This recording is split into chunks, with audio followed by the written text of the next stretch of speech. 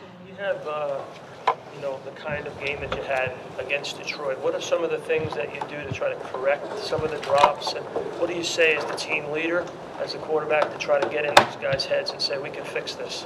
Yeah, I mean, when it comes to the drops, I mean, it's the same thing I kind of mentioned after the game, and just like, hey, we're going to keep building those guys up and keep telling them, hey, the ball's coming right back to them, and that's kind of the mindset that we have around here. And, we're all going to make mistakes. We just got to learn from it and keep getting better with it.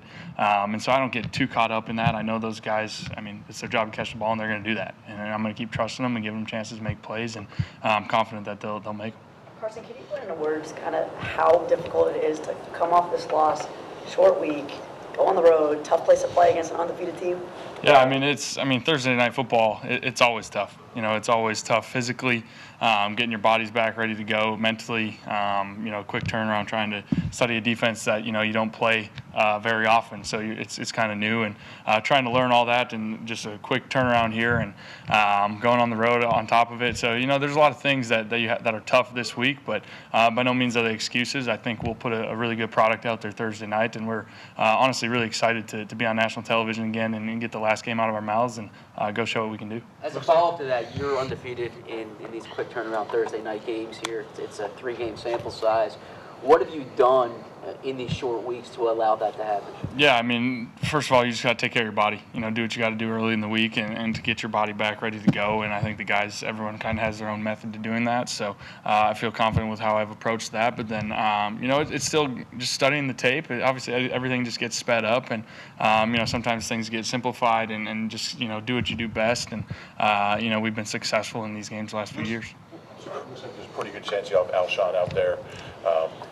But what kind of lift would that give the whole offense? What would it be to have? Yeah, I'm hoping to have him back. Obviously having Alshon out there is a difference maker. He's a matchup problem for a lot of guys, and he's even when he's covered, we always think he's open, and he's able to do some different things that are special. And so to have him out there, that would be a huge lift for this offense, and I think it would definitely put a little fear in their defense, just knowing that he's out there. They have to be aware of him. Carson, you mentioned a little bit about that defense. It's been kind of unique, at least early in the season. A lot of heavy D-back packages, those edge guys. What have you seen from that defense? It's good defense. It's good defense. They play fast. They play physical. Really talented front, and they do so many different things. It's got a similar structure to what we saw last week with the Lions defense.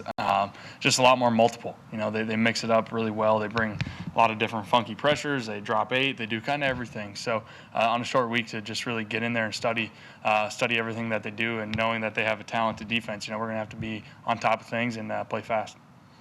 What did you do between Sunday after the game and today that maybe differently than a normal week to kind of get yourself right? You just look into how you can treat your body really from the second that the game ended. It's from pool workouts, recovery, just things going from the second you get home after that game to be full speed ahead for Thursday night. Everything just gets sped up in the recovery process too. And so again, I feel good with where I'm at with that. Carson, defense question. Those DB heavy packages with players that they move around so much, how challenging is it for a quarterback to kind of assess both pre-snap and post-snap? Yeah, I mean, it can definitely create some challenges the way they mix up, dime personnel, penny, different things that, we call it, and, they'll be out there with 7 DBs, different things. And so just being aware of, who's the rush guys, who, for protections, and then also assessing coverages. They want to mix it up. They want to confuse you. And for us, it's just kind of, keep it tight and play fast and just do what we do best. Do you see this situation as a test of your leadership? In what way? That the team is in a very bad spot, 1 and 2. We're not really looking at this as a bad spot. We're 1 and 2, yeah, but we have a lot of the season left. And we're little things here and there in each game that we know we're going to get corrected, and we're going to be in a good spot. And like I said, we're excited Thursday night to go show what we can do and get going back in the win column. Carson, when did you learn? At what point did you learn in your life, in your career, that quarterbacks are going to get too much credit when you win and too much of the blame when you lose? And how do you block that out? Yeah, I mean, you learn that right away in high school even. That's part of the game, and like you said, too much credit when you win, too much when you lose, and some's warranted, some's not. But I don't really buy into that. I don't really look too much into that. I know what I can do each week to get better, whether we win or lose, and so I don't really care what people are saying, what people are writing. I'm gonna just keep trying to get better every week and do my thing. Carson, Matt Collins has a bit of a unique personality. He's even admitted that. What's it been like getting to know him over the last 3 years and get to know his personality? Yeah, Mac's awesome. Like you said, he's a unique personality. He's one of the funniest guys in that locker room. I'd probably say he is the funniest. He's always going to keep things lighthearted and keep it fun. But at the same time, he's a great football player, and he's really versatile and able to do a lot of different things in the passing game, in the run blocking game, and on special teams and everything. He's kind of been our utility guy wherever we need him. He's ready to go. And so football-wise, he's been great, and getting to know him off the field has been a lot of fun over the few years. Hey, Carson, you've been sacked 3 times each of the past 2 games. There have been more quarterback hits. What needs to be done to either get hit, well, I guess to get hit less? Yeah, I mean, first of all, I can get rid of the ball faster. We can get rid of the ball faster. Sometimes it's coverage sacks. Defenses are doing some good things, and just process what the defense is giving me faster and get rid of the ball faster. And I'm confident that the guys up front, they've been doing their job effectively, and they'll keep doing it. And I think we'll get going the right way. The Packers have struggled a little bit against the run.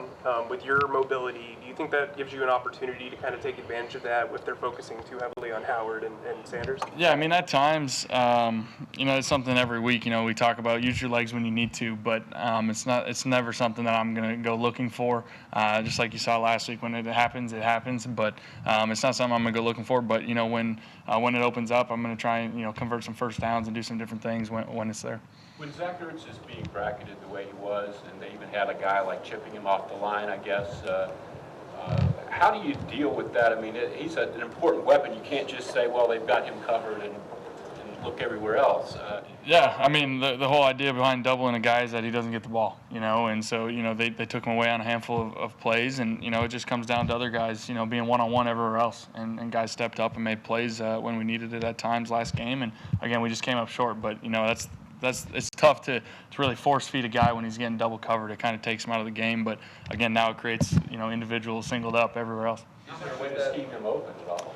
There for sure is, but, when they kind of say we're going to double a guy, they're going to find a way to double team him, and we were able to get him open on a handful of plays as well, but at the same time, when he has that kind of respect and he is getting double teamed, like I said, it opens up everything else for the other guys. How much is that a response to Alshon not being there? Because a lot of times they'll double him and you can't double both, right? Yeah, I mean, you could argue that for sure. Having Zach and Alshon out there together, I think definitely creates, I don't know who they're going to double. I don't know if they would double because of that. So, like I said, hopefully we can get Alshon back out there and create some mismatches in that way. You haven't been able to play a lot of 12 personnel the last 2 weeks. First because of the injury to Dallas, and then you used V as a second tight end on that early in that game and had success with it. And then he goes, then JP goes out, and then Andre. How helpful would it be, especially against a team that plays so many DBs like they do, to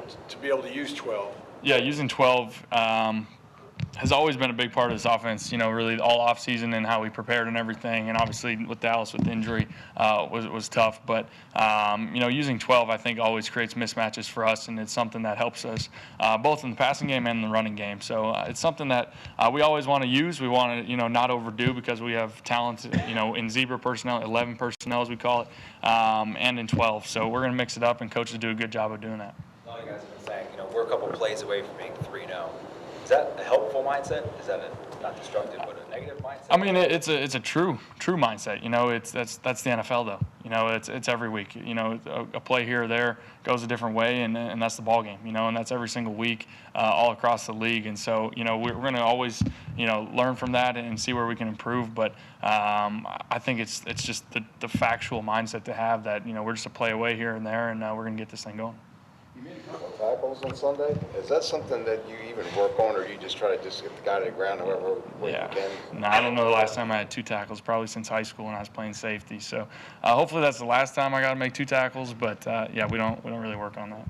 In the 2017 preseason, you spoke to us about excitement about playing in Lambeau Field. It was only one drive, and then Is there any significance for you being there for a Thursday night game? Being there, a couple years ago, got to finally experience it and see it, and the tradition and the history there. It'll be cool. It'll definitely be cool being a night game, a Thursday night game, national television, all those things. But at the end of the day, it's just going to be a football game once the whistle starts. But I'll definitely enjoy it. 3 games in, how has Josh McCown been helpful on the sideline throughout games? Yeah, Josh has been great. Not only on the sideline during games and just staying positive and being another set of eyes, just as a backup, asked to do, and he's been great with that. But during the week, with film preparation and just being another set of ears to talk to and bounce ideas with, he's been awesome, and he's been a big plus for me.